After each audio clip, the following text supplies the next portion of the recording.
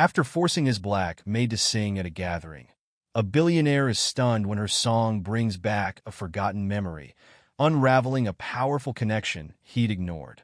And if you cherish your family and love stories like this, don't forget to subscribe to our channel and avoid 10 years of bad luck.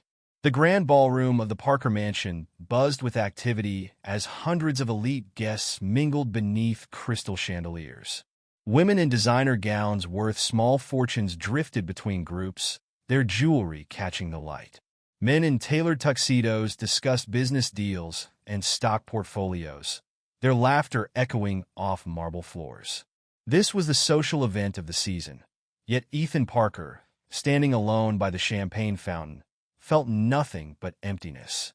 Ethan observed his guests from behind his crystal flute, noting how they clustered in groups of 4 or 5, their conversations animated but ultimately hollow. He recognized the familiar dance of networking, the way they scanned the room while pretending to listen, always looking for someone more important to talk to. These were people who had attended dozens of his parties. Yet Ethan doubted any of them could tell him his favorite color or what he liked to do on Sunday mornings. The waitstaff moved efficiently through the crowd, their black and white uniforms creating a stark contrast against the opulent decor. Ethan's eyes followed their movements, noticing how the guests barely acknowledged them, as if they were furniture rather than people. He caught fragments of conversation. Parker's new yacht, the merger with Thompson Corp., that real estate deal in Singapore. Everything centered around money, status, possessions. Among the serving staff, one figure stood out. Maya Johnson moved with a natural grace that distinguished her from the mechanical efficiency of her colleagues.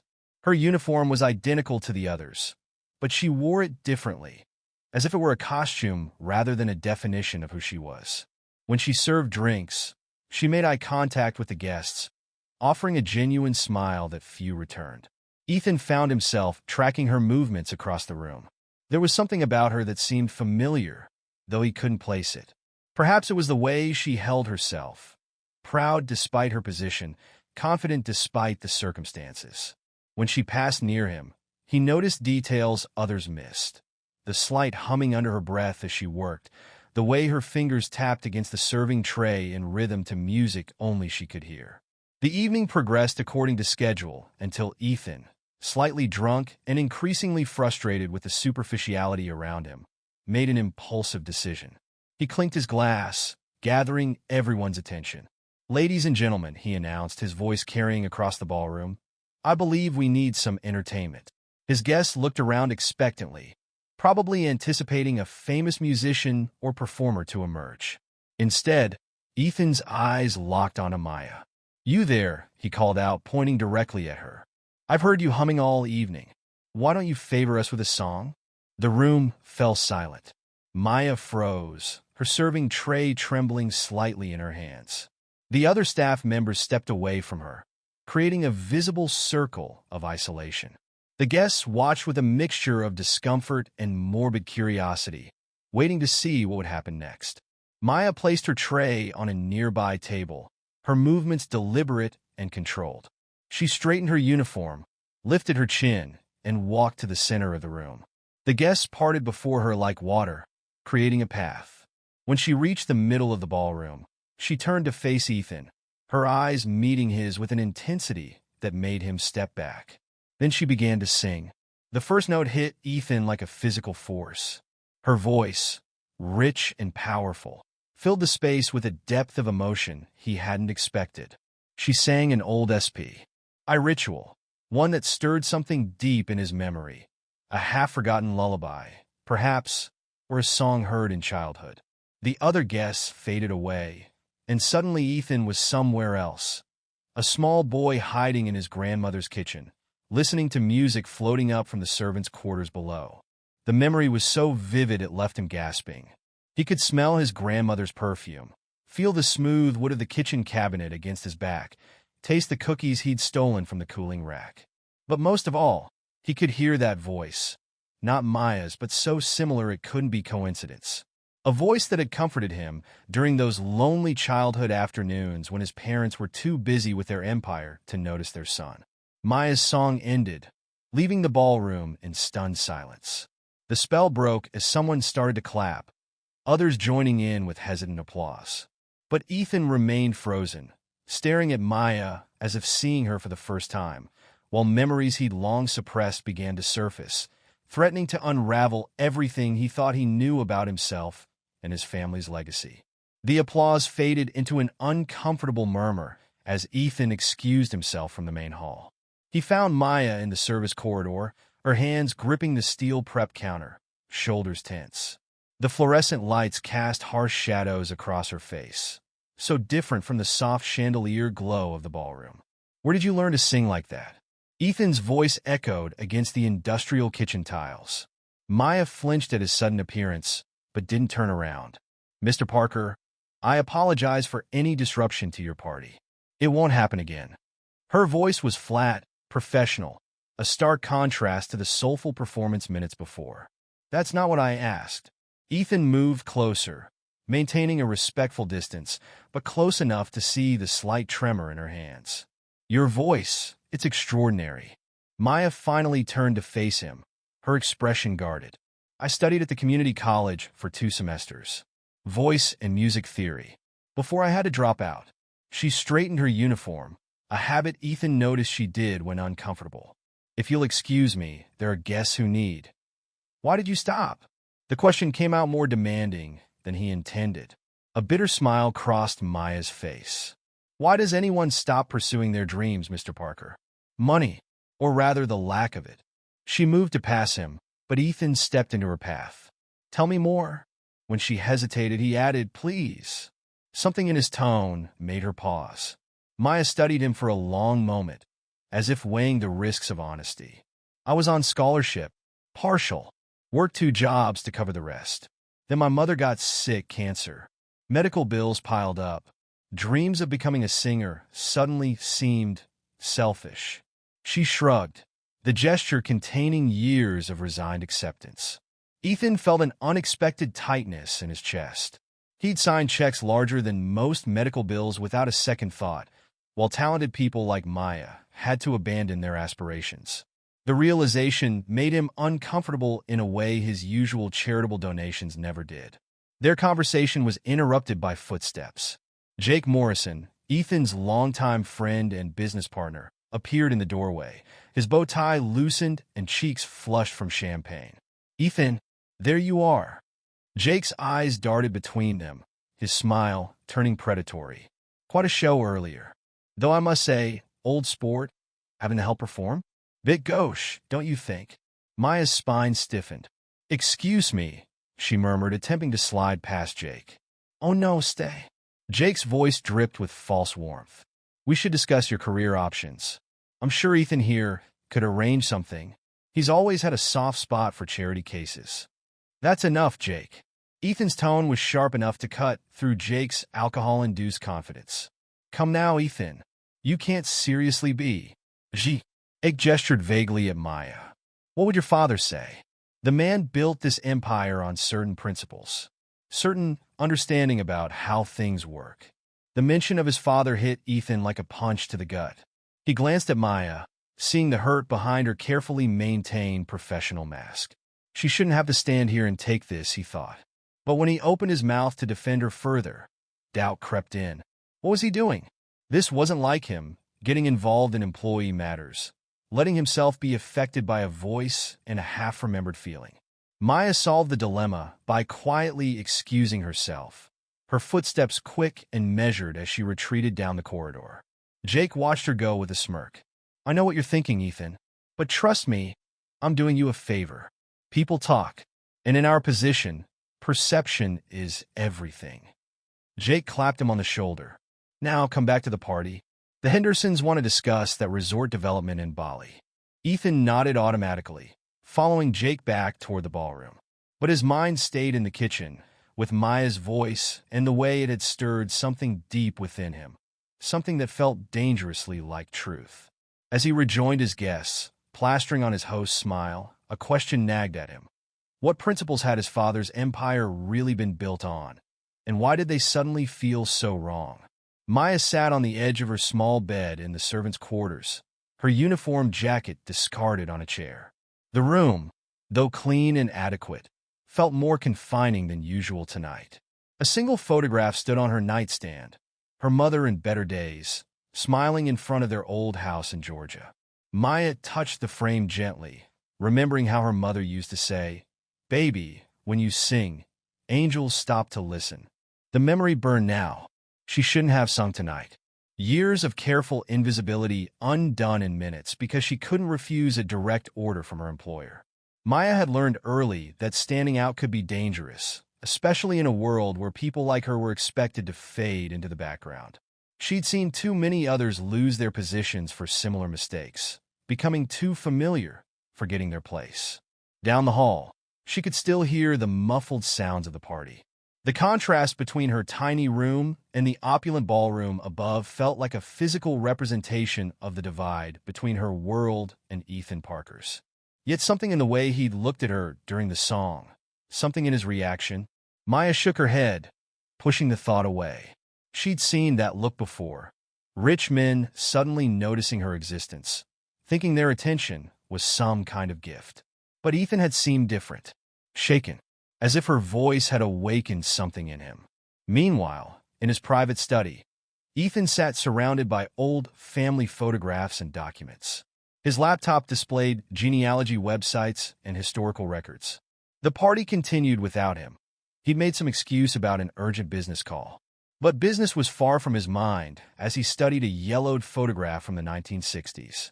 The image showed his grandmother, Margaret Parker, standing in front of the mansion's garden.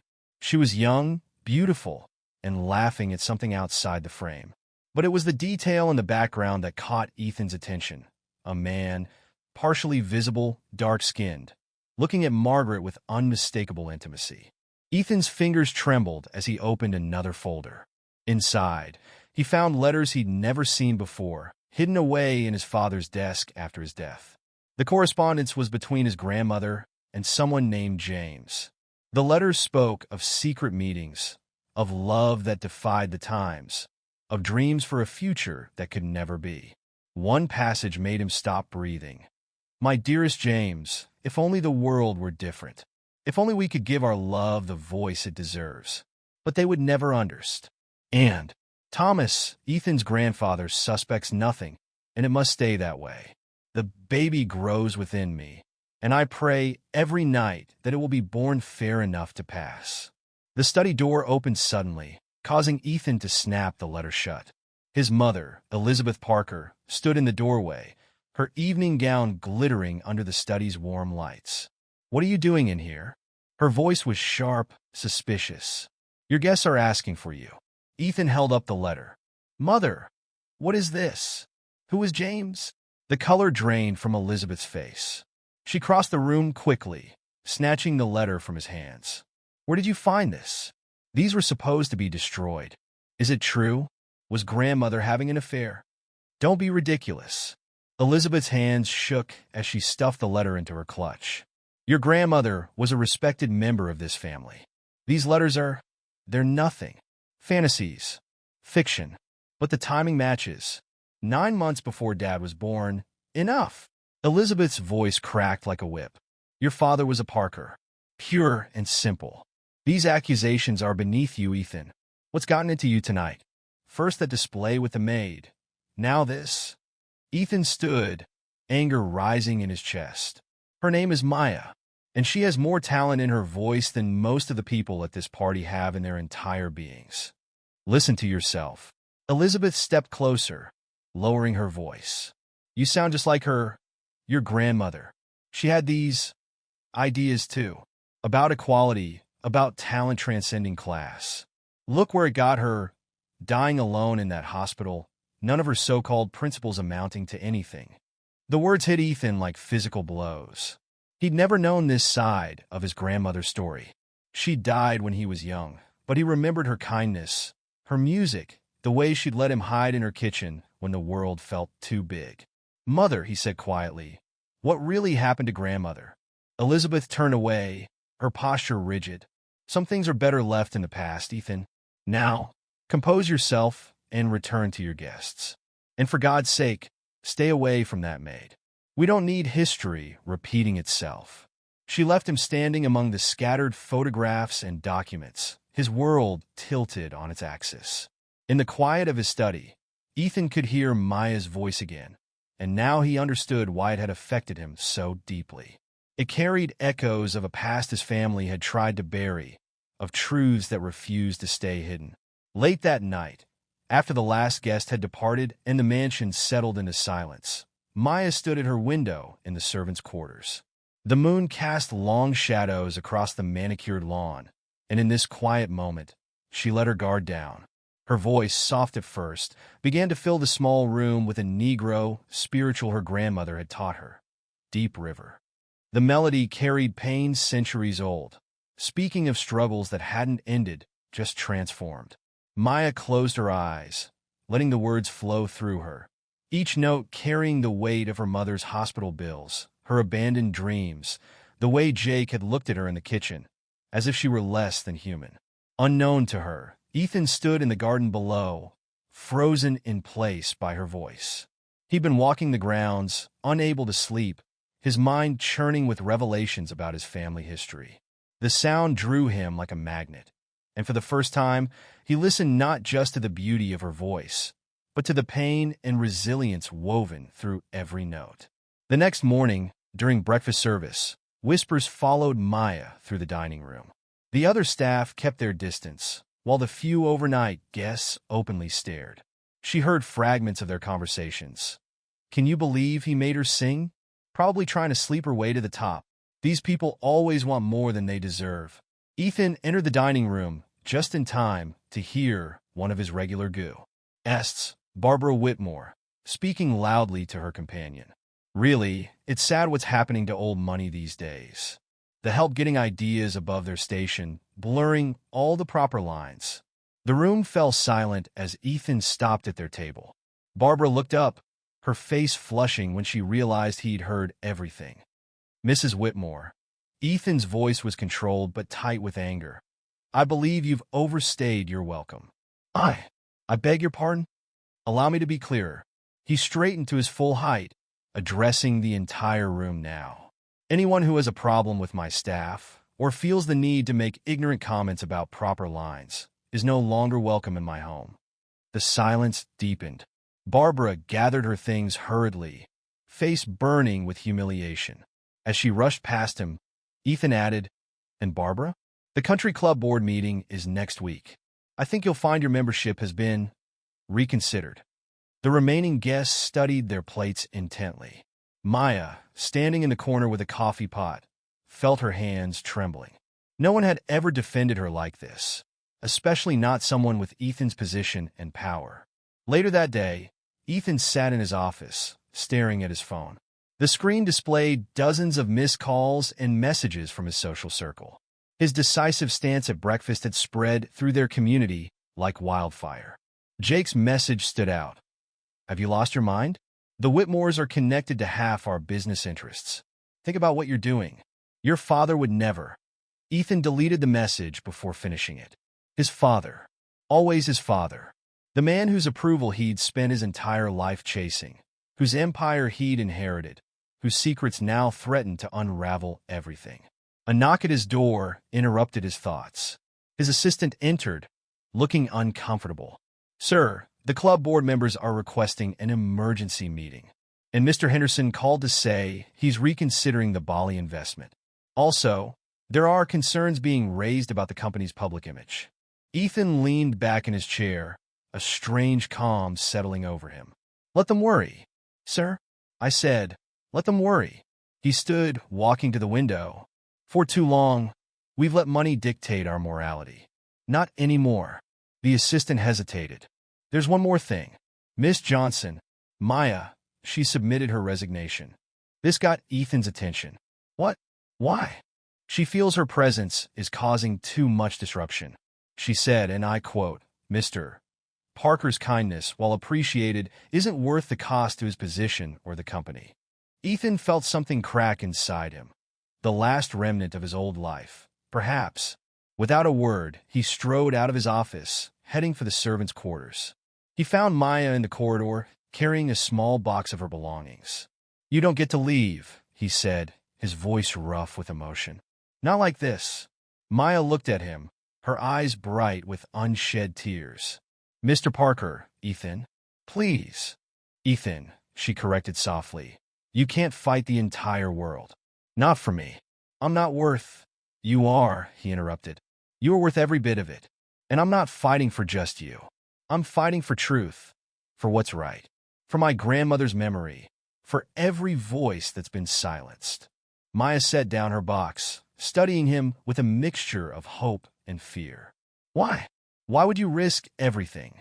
Because, Ethan said, finally understanding it himself, some things are worth more than money. Some truths need to be heard, even if they shake foundations. And your voice woke me up to that truth. The next morning, Ethan called an emergency meeting with his marketing team. He paced the conference room, his usual polished demeanor replaced by an intense energy that made his staff exchange nervous glances. I want to organize a benefit concert, he announced. Not the usual black tie affair with aging opera singers. Something diffier, and something real. He paused, looking at his team. I want to showcase talented artists who've been denied opportunities because of their race or social status. The marketing director cleared her throat. Sir, given the current situation, perhaps we should focus on more traditional. The main performer will be Maya Johnson, Ethan continued, ignoring the objection. And we'll use the Parker Foundation's resources to create scholarships for promising musicians from underprivileged backgrounds. Later that day, Ethan found Maya in the library, dusting bookshelves. She nearly dropped her cleaning supplies when he shared his plan. You want me to what? Her voice echoed off the leather-bound volumes surrounding them. Perform. As the headliner. Ethan stepped closer, his excitement palpable. This is your chance, Maya. The chance you never got because of circumstances beyond your control. Maya set down her dusting cloth, her hands shaking slightly. You don't understand. I haven't performed properly in years.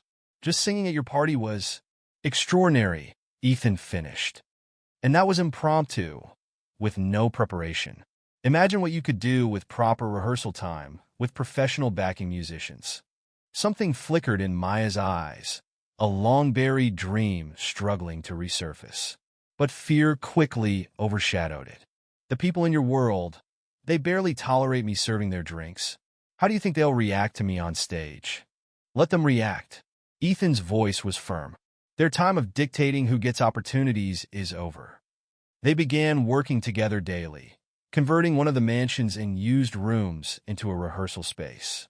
Ethan hired a vocal coach, arranged for a band, and watched as Maya's confidence gradually returned. During these sessions, he saw a different side of her, passionate, determined, completely in her element. One evening, after a particularly intense rehearsal, Maya stayed behind to practice a difficult passage. Ethan lingered in the doorway, mesmerized by her dedication. She sang scales, each note pure and powerful, her focus absolute. You know, he said during a break, my grandmother used to sing in this room. Maya turned surprised. I didn't know that. Neither did I, until recently. Ethan moved to stand beside the piano. I've been learning a lot about her lately, about the music she loved, the barriers she faced, the choices she had to make. Maya studied him carefully. Is that why you're doing all this? Because of her? Partly, Ethan admitted, but mostly because of you. Because when you sing, he struggled to find the right words. It's like hearing truth itself. Raw, unfiltered, impossible to ignore. Their eyes met, and for a moment, the air between them crackled with unspoken possibilities. Maya was the first to look away. What if I'm not good enough? She whispered. What if I get up there and prove them all right? Ethan stepped forward, closing the distance between them. Maya, look at me. When she did, he continued, do you know what I see when you sing? I see someone who's been carrying music in her soul all these years, despite everything life threw at her. That's not just talent. That's strength. Maya's eyes filled with tears. Sometimes I wonder if you're real, she said softly. If this isn't all some dream I'll wake up from, back in my old life. I'm real, Ethan assured her. And so is this opportunity. The question is, are you ready to take it? Maya turned back to the piano, running her fingers lightly over the keys. My mother used to say that music is God's way of giving us hope when nothing else can. She played a single note, letting it ring out. But hope is scary when you've learned to live without it. Then let me hope for you, Ethan said quietly, until you're ready to hope for yourself. The moment was interrupted by Ethan's phone buzzing. Another message from the board, another thread about stockholder confidence, another reminder of the price he was paying for standing up against the status quo. He silenced it without looking. Maya noticed. They're not going to stop, are they? Trying to make you choose between your world and this. No, Ethan agreed. But they don't understand. I'm not choosing between worlds. I'm trying to build a better one. As if to emphasize his point, Maya turned back to the piano and began to play. Not her rehearsal piece, but something older, deeper. A spiritual that spoke of rivers and freedom, of chains broken and spirits unbound. Her voice rose clear and strong, filling the room with something that felt like both a prayer and a promise. And Ethan, watching her, knew with absolute certainty that no amount of social pressure or financial threat could make him regret this moment, this choice, this awakening. Ethan's transformation from passive billionaire to active advocate happened gradually, then all at once. He began by auditing his company's hiring practices, discovering disturbing patterns of discrimination hidden beneath layers of corporate policy. The resulting changes sent shockwaves through the business community. "You're committing corporate suicide," his board chairman warned during a particularly heated meeting. "Diversity initiatives are one thing, but this crusade of yours—" "This crusade," Ethan interrupted, "is long overdue." He stood at the head of the conference table, surrounded by men who looked remarkably like his father's old photographs. "We're not just changing hiring practices. We're establishing scholarship programs, funding arts education in underserved communities, and creating mentorship opportunities." The chairman's face reddened. "My father built this company on the backs of people he kept silent," Ethan said quietly. "That ends now." Meanwhile, Maya struggled with her own transformation. Each day brought new challenges as she shifted from employee to performer, from invisible to spotlighted. During one rehearsal, she stopped mid-song, overwhelmed. "I can't do this," she said, pacing the rehearsal room. "Everyone's watching, waiting for me to fail. The other staff barely speak to me anymore. They think I'm trying to rise above my station." Ethan, who had been watching from the doorway, entered the room.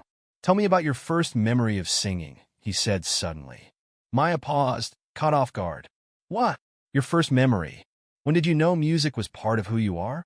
She sat at the piano bench, her fingers absently tracing the keys. "I was 5. My mother worked as a cleaner for this wealthy family. They had a piano, and sometimes, when no one was home, she'd let me play. One day, the lady of the house came home early, heard me singing. What happened? She fired my mother on the spot. Said she didn't pay for her help's children to use her expensive instruments." Maya's voice hardened. "That was my first lesson about staying in my place." Ethan knelt beside the piano bench. "And now, Maya laughed softly. "Now I'm rehearsing in a mansion bigger than that one, preparing for a concert that could change my life. All because you see something in me that I'm not sure exists." "It exists," Ethan said firmly. "I see it. Others will too." That evening, during a late dinner in his study, Ethan shared with Maya the full story of what he'd discovered about his grandmother. He showed her the letters, the photographs, the hidden history of love across racial lines that had been buried for decades. "They forced her to give him up," Ethan explained, his voice rough with emotion. "Threatened to expose the relationship, to ruin both their lives. She chose silence to protect him and the child she was carrying, my father." Maya sat very still, absorbing this revelation. "Your father, he never knew?" "No. He became exactly what they wanted. A ruthless businessman who perpetuated the same systems that had torn his parents apart." Ethan ran a hand through his hair. "The irony is staggering. And now you're dismantling those systems," Maya observed quietly. "Trying to." He met her eyes. "But I need your help. Your voice. It has the power to make people feel truth they've been avoiding. When you sing, You don't just perform, you testify. Maya stood, walking to the window. The garden below was dark, but moonlight silvered the edges of the trees. All my life, she said slowly, I've been taught to be small, to speak softly, to take up less space. Using my voice like this, it feels like rebellion. Maybe that's exactly what it is, Ethan replied. A rebellion against every voice that told you to be less than who you are. She turned to face him. And you? What are you rebelling against? The lie that worth is measured by wealth. The myth that tradition justifies injustice. He stepped closer. The belief that love can't cross the lines we've drawn between us. The word love hung in the air between them, neither acknowledging it directly, but both feeling its weight. Maya broke the tension first, moving back to the scattered letters on his desk. Your grandmother, she said softly. She must have been incredibly brave. Yes, Ethan agreed. And incredibly lonely. I won't make her mistake. Choosing silence to maintain peace. Some peace isn't worth the price. As if in response to his words, his phone lit up with another series of messages. More board members threatening to resign. More investors pulling out. More social connections being severed. Maya saw the notifications. You're losing everything. No, Ethan corrected her. I'm finally finding what matters. He picked up one of his grandmother's letters. She wrote here that her biggest regret was letting fear silence her truth. I won't repeat that mistake. Whatever comes next, we face it with our voices raised. The date of the benefit concert loomed closer, and pressure mounted from all sides. Ethan sat in his office, reviewing the latest financial reports. The numbers were stark. Several major investors had withdrawn, the company's stock had dropped 15%, and 3 board members had resigned in protest. A knock at his door revealed his CFO, David Shun, carrying more concerning news. The Henderson Group is threatening to pull out of all joint ventures, David reported, placing a thick folder on Ethan's desk. And the country club board has officially revoked your membership. The country club? Ethan laughed mirthlessly. That's what they think matters now. Ethan, David's voice softened, showing the familiarity of their 20-year friendship. It's not just social standings. They're trying to isolate you completely. Professionally, personally, they want to make an example of what happens when someone like you challenges the system. Before Ethan could respond, his assistant rushed in. Sir, you need to see this. She handed him her tablet, opened to a popular news website. The headline made his blood run cold. Parker airs mysterious Maid. Sources reveal troubled past. The article was a masterpiece of subtle character assassination. While carefully avoiding direct libel, it implied Maya had manipulated her way into Ethan's confidence, hinting at previous incidents with other employers and questioning her sudden rise from servant to spotlight. Meanwhile, Maya faced her own crisis. A prominent music producer had reached out through private channels, offering her a contract, with conditions. She sat in her room, reading the email for the 20th time.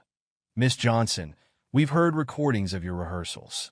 Your talent is undeniable. We're prepared to offer you a 5-year recording contract, complete creative control, and national tour support. The only requirement is that you distance yourself from the Parker situation immediately. Mr. Parker's current controversy could damage your future career prospects. This offer expires in 48 hours. The opportunity she'd dreamed of, for years, dangled before her like a golden key to another life. But the price? Maya closed her laptop, her hands shaking. She found Ethan in the garden, sitting by the fountain where his grandmother used to spend her afternoons. He looked up as she approached, and something in her expression made him stand. What's wrong? Maya handed him her phone, letting him read the email. Watching his face as he absorbed the offer, she saw a flash of pain quickly masked. You should take it, he said quietly, handing the phone back. What? The offer. It's everything you've wanted, everything you deserve. He turned away, staring at the fountain. You don't need the benefit concert anymore. This is a real opportunity without the baggage of all this. Maya studied his back, recognizing the tension in his shoulders. You think I'd leave? Now. Why wouldn't you? His voice was carefully controlled. Look what associating with me has brought you. Tabloid attacks, whispered accusations, social isolation. This offer is clean, professional, safe. Safe. Maya repeated the word like it tasted bitter.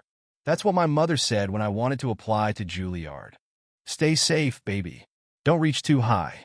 The fall hurts more from up there. She moved to stand beside him at the fountain. But here's what I've learned since then. Safety is just another word for fear. And I'm done being afraid. Ethan turned to face her. Maya, they're going to keep coming after you. These people, they have resources, influence. They can close doors you don't even know exist. Let them try. Her voice carried the same strength it held when she sang. You asked me once if I was ready to take this opportunity. I am now. Not just for the music, but for what it represents. For every person who was ever told to stay in their place, to stay safe, to stay silent. Before Ethan could respond, his phone buzzed. Another message from Jake. Final warning, old friend. Call off this concert. End this madness, or tomorrow's headlines won't be nearly as gentle. We have more than just rumors this time. Maya read the message over his shoulder. They're not going to stop, are they? No, Ethan agreed. This is their world, and we're threatening everything they believe in. Then let's give them something real to fear. Maya's eyes blazed with determination. Not just a concert, but a revolution, one voice at a time. Ethan looked at her, really looked at her, and saw not just the woman he'd grown to love, but a force of nature ready to shake foundations. Together, he asked softly. Together, she confirmed. After all, she added with a slight smile, what's the point of having a voice if you're too afraid to use it? As if to seal their pact, Maya began to sing. Not one of her rehearsal pieces, but the same spiritual his grandmother had loved, her voice carrying across the garden like a declaration of war against silence itself. The night of the benefit concert arrived with an electric atmosphere.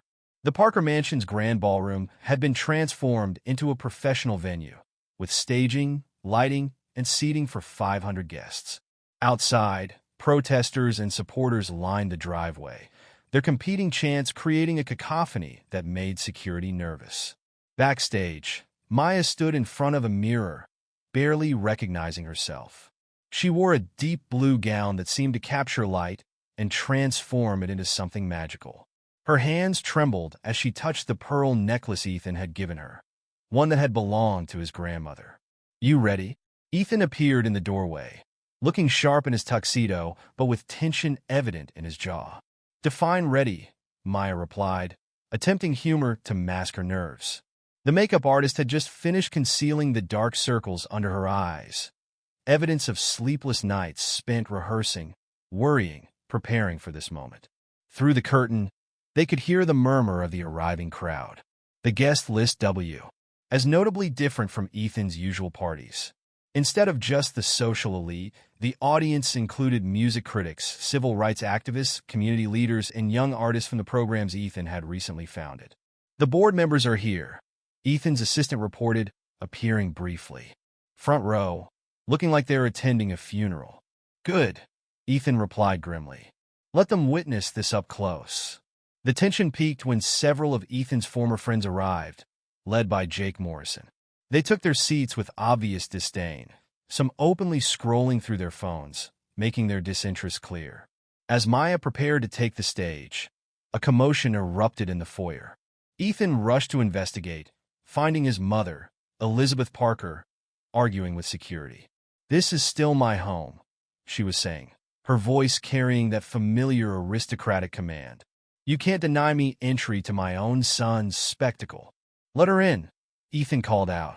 He approached his mother, noting how she seemed to have aged years in the past few weeks. I didn't think you'd come. I couldn't stay away, Elizabeth replied, her voice low. Not when you're about to destroy everything your father built. Before Ethan could respond, the lights dimmed. It was time. He escorted his mother to her seat, painfully aware of the whispers and stares following them. Maya took the stage, and for a moment, complete silence fell over the room. She stood in the spotlight, all her years of hidden talent, suppressed dreams, and quiet dignity culminating in this moment. Then she began to sing. Her first notes silenced even the skeptics.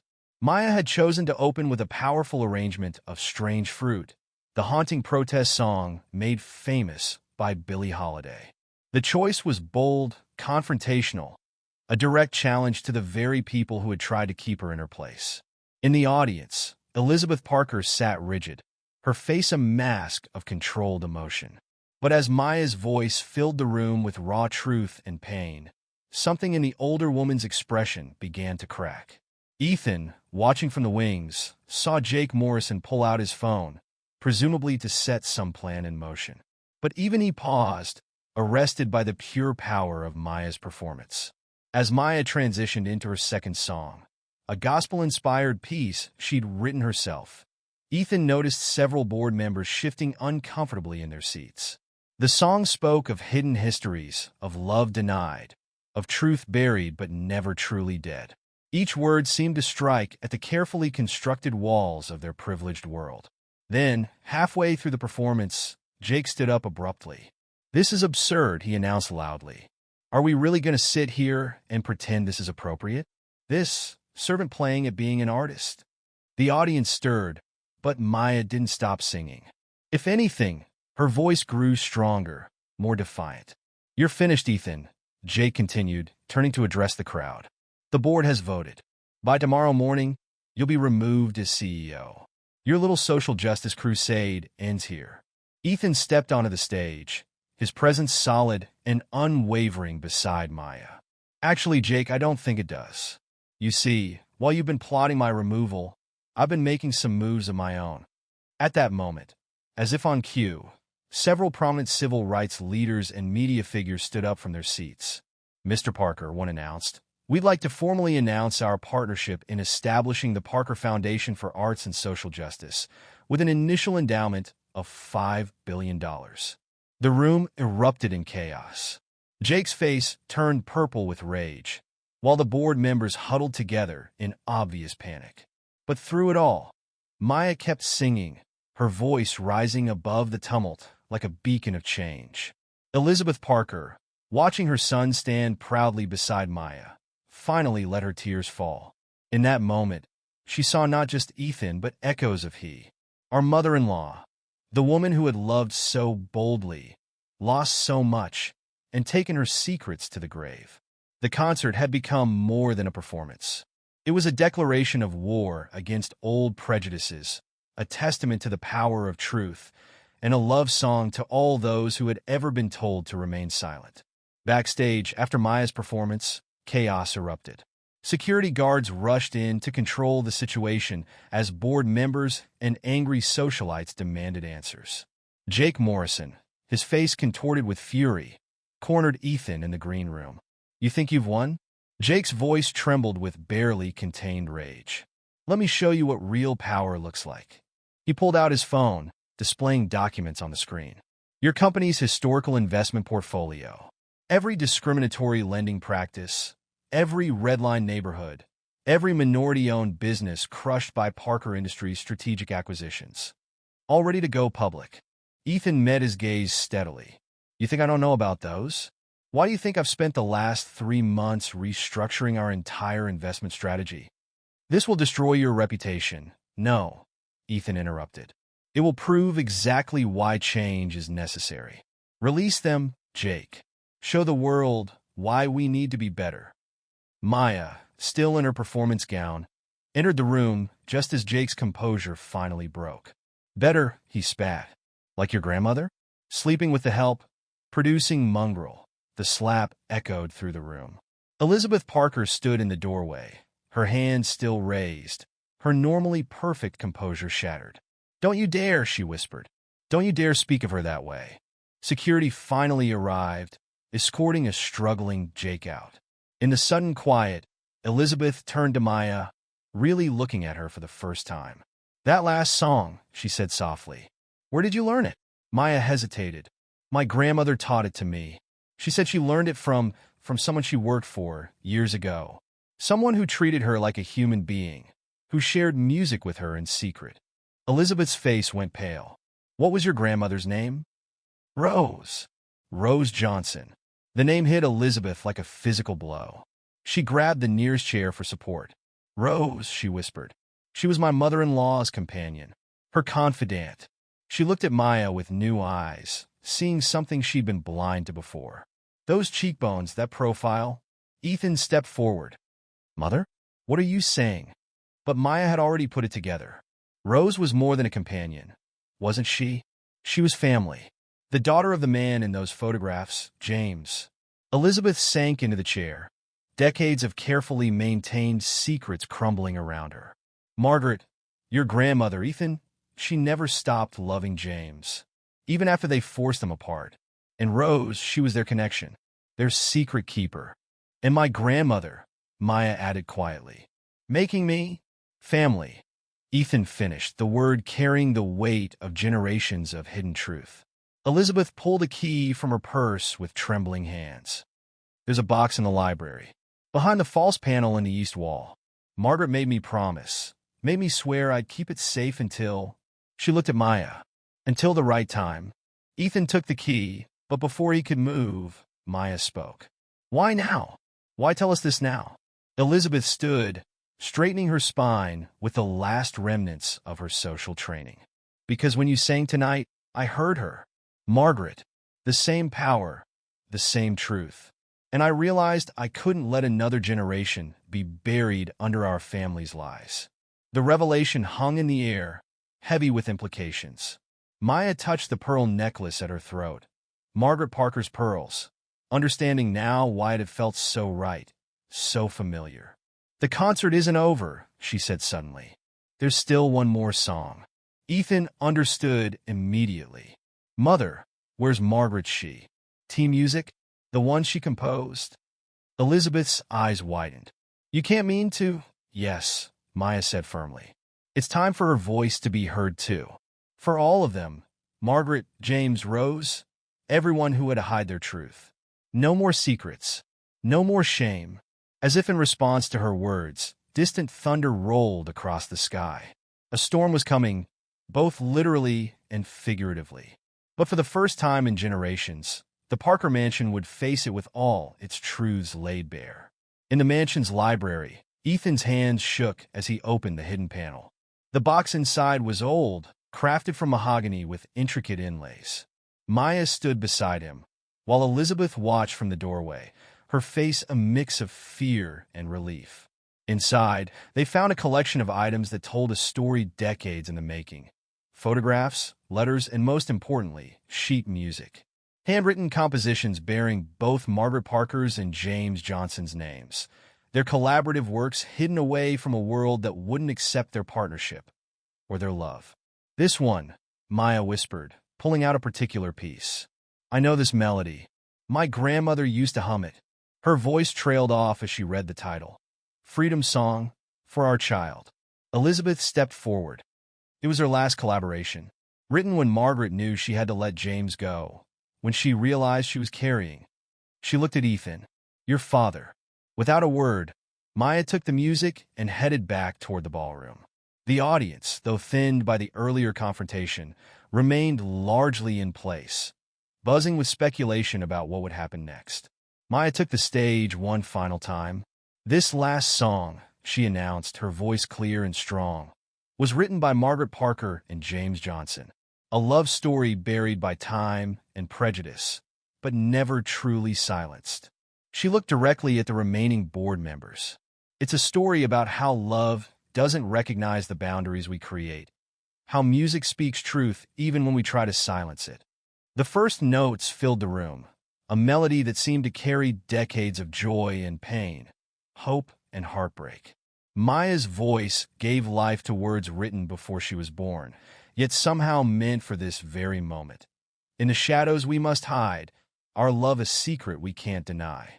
But in this song, our truth lives on, through the child who carries our tomorrow. In the audience, Elizabeth Parker finally broke down completely, decades of rigid control crumbling as she heard her parents' story sung aloud for the first time. Ethan moved to sit beside her, taking her hand. He never knew, Elizabeth whispered. Your father. I wanted to tell him so many times, but Margaret made me promise. She thought it would destroy him, learning that his whole life was built on a lie. Not a lie, Ethan corrected gently. A love story, On stage, Maya reached the song's bridge, where the melody transformed into something triumphant, defiant. The lyrics spoke of a future where love wouldn't need to hide, where music could speak freely, where truth would finally break its chains. As she sang, something remarkable happened. Members of the audience began to stand, one by one, not in protest, but in recognition, in solidarity. Even some of the board members, those who hadn't fled with Jake, rose to their feet. The final verse brought everything full circle. Through generations, our song will rise, breaking silence, bridging divides. In our children's voices, we'll live on, love's truth stronger than any wrong. Maya's voice carried the last note into silence, and in that moment, the storm that had been threatening all evening finally broke. Rain lashed against the windows, but inside the Parker mansion, something else was breaking. Old barriers, old prejudices, old lies. Ethan joined Maya on stage, taking her hand. In front of everyone, he spoke the truth that had been building since the first night he heard her sing. My grandmother. Aaron, your grandfather wrote this song for us. Not just for their child, but for this moment when their love could finally be acknowledged.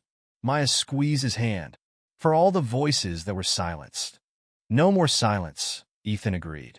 Then, turning to address the audience, he made one final announcement. The Parker Foundation's first act will be to establish the Margaret and James Music Academy, offering full scholarships to talented musicians who've been denied opportunities because of their race, class, or circumstances. Elizabeth stood, making her way to the stage. In her hands, she held the box of her mother's memories. There's something else, she said, her voice carrying in the quiet room. She pulled out a document, yellowed with age. Their marriage certificate. They found a way in secret. It wasn't legal then, but now. She looked at Maya. Welcome home, granddaughter. The storm outside crescendoed, but its thunder couldn't match the power of truth finally spoken, of love finally acknowledged, of music finally set free. In that moment, the Parker Mansion wasn't just a symbol of wealth and privilege anymore. It had become something else, a testament to love's ability to transcend time, prejudice, and silence itself. Maya's voice rose one final time, singing the chorus of Margaret and James's song. But now it wasn't just her voice. Others joined in, having learned the melody, creating a harmony that bridged past and present, pain and healing, separation and union. The music filled every corner of the mansion, reaching even the portrait of Margaret Parker that hung in the main hall. And if anyone looked closely, they might have sworn they saw her painted lips curve into a smile, as if she'd been waiting all these years for this very moment, when love's truth would finally sing free.